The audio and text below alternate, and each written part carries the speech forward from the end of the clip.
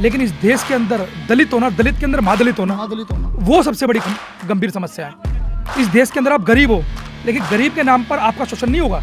आपकी जाति अगर वाल्मीकि है, आप जाति से वाल्मीकि हो, तो आपकी बड़ी घटनाएं हैं और बेटियों को मार दिया जाता है, उनके साथ बलात्कार कर दिया जाता है।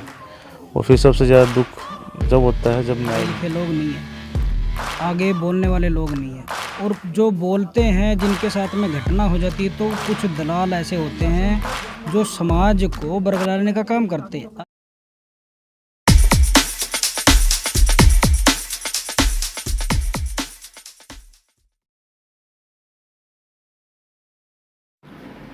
साथियों नमस्कार। इस वक्त हम मौजूद हैं गांव किरावड़ के अंदर। गांव किरावड़ तो शाम से 5 किलोमीटर दूरी पर स्थित है। यहां पर एक बहुत ही दुखद घटना घटती है।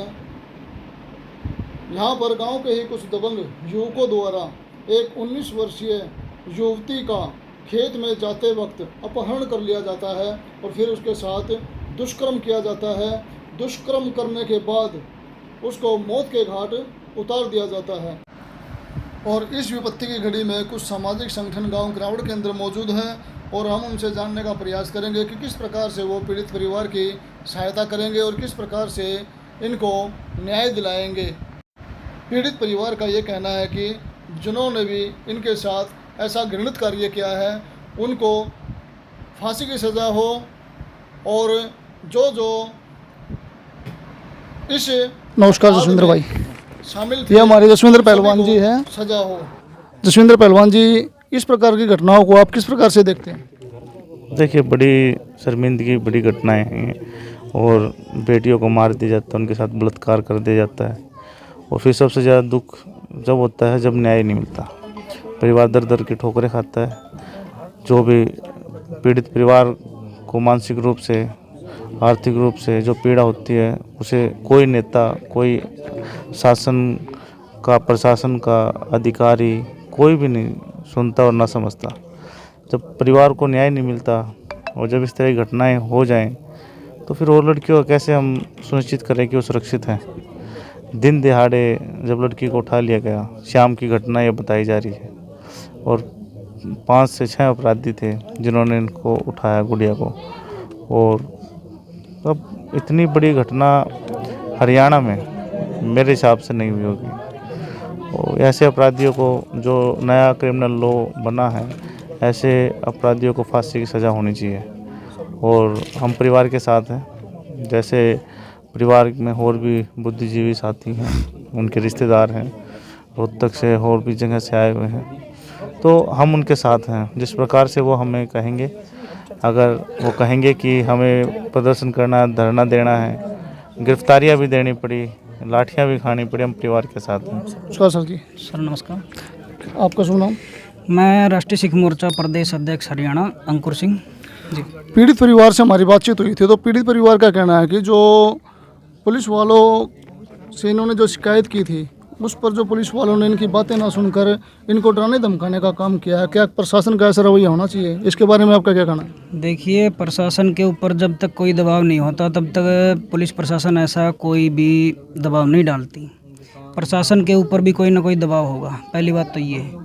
सबसे पहली बात तो ये, जब तक समाज के अंदर ऐसी घटनाएं होती रहेंगी, समाज के जो हमारे लोग हैं वो पहले तो ना इतने शिक्षित नहीं है, पढ़े लिखे लोग नहीं है, आगे बोलने वाले लोग नहीं है, और जो बोलते हैं जिनके साथ में घटना हो जाती है तो कुछ दलाल ऐसे होते हैं जो समाज को बरगलाने का काम करते हैं। अभी हम परिवार से मिले, परिवार में जो लड़की के फादर हैं वो तो पागल हो गए हैं, ये लगा लो।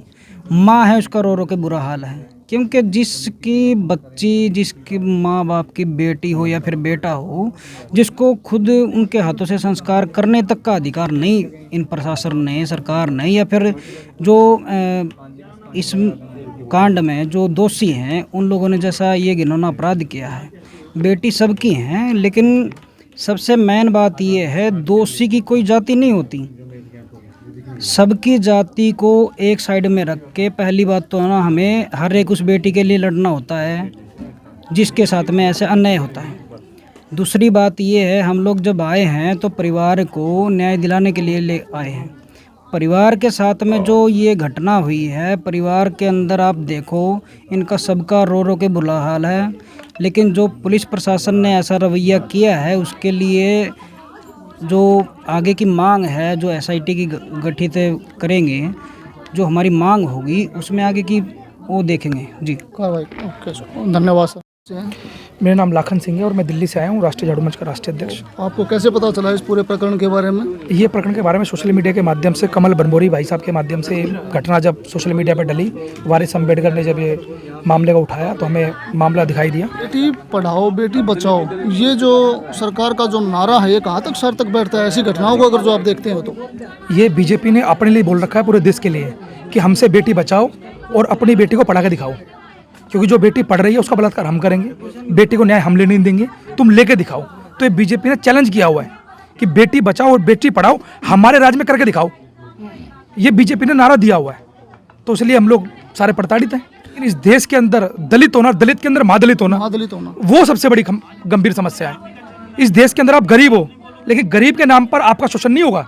आपकी जाति अगर वाल्मीकि है, आप जाति से वाल्मीकि हो, तो आप पे शोषण दबा के होगा। तो जाति है कि जाति नहीं? जाति कभी जाएगी नहीं जब तक हम जैसे लोग, आप जैसे लोग रोड पर उतर कर संघर्ष नहीं करेंगे। आए दिन लगातार ऐसी घटनाओं को अंजाम दिया जा रहा है और मैं सरकार से निवेदन करूंगा कि कोई ऐसा कानून लागू करे कि कोई भी जो दुष्कर्म करने वाला जो व्यक्ति है उसकी रूह कांप जाए और वो ऐसा कृत्य करने से पहले कई बार सोचे। तो सर नमस्कार। नमस्कार सर, कहाँ से हैं आप? मैं जिला पार्षद हूँ, जिला परिषद जींद के वार्ड नंबर 1 से, गांव ढाबी टेक्सिंग से, गुरमेल ढाबी। आपको इस घटना कैसे पता चला? सोशल मीडिया के माध्यम से, और कल हमारी टीम यहाँ पर पहुँची थी। परसों हमें फ़ोन कॉल्स और जो है सोशल मीडिया के माध्यम से इस दुखद व निंदनीय घटना का पता लगा था कि ऐसे ऐसे एक हमारे समाज की एक बेटी के साथ इतनी निंदनीय कृत्य हुआ है। पहले उसके साथ बलात्कार हुआ, उसके बाद हत्या की गई, उसके बाद उसको हत्या करके नहर में फेंक दिया गया, और उसके बाद आप प्रशासन की असंवेदनहीनता देखिए कि हिसार में जब वो लाश मिली तो उन्होंने जांच पड़ताल करने की बजाय उस लाश को खुर्द बुर्द करके और उसका अंतिम संस्कार कर बल्कि दिया। परिवार वालों का ये बोलना भी है कि इनको अंतिम संस्कार करने का ही मौका नहीं मिला। अंतिम संस्कार करने का मौका, वही तो कह रहा हूँ, ये निंदनीय कृत्य है। ये कितनी असंवेदनहीनता है सरकार की और प्रशासन की कि उन्होंने एफआईआर दर्ज हो रखी है थाने में। आप जांच पड़ताल करो किस क्षेत्र में, किस थाने में किसी गुमशुदा लड़की की एफआईआर हो रखी है, आप वहाँ पे पता करो। लेकिन हिसार प्रशासन, हिसार पुलिस क्या करती है, उस लड़की का अंतिम संस्कार कर देती है और लिपापोती करने का काम करती है। इसी तरह से जो भवानी खेड़ा जो थाना है वो भी परिवार को दुत्कारता है और उनकी एक नहीं सुनता, जिस वजह से इस घटना का जो है ये उदय हुआ है। और अभी समाज में रोष है और समाज धीरे धीरे एकत्रित हो रहा है। हमारा प्रयास है और हम आखिरी सांस तक जो है इस लड़ाई को लड़ेंगे। धन्यवाद।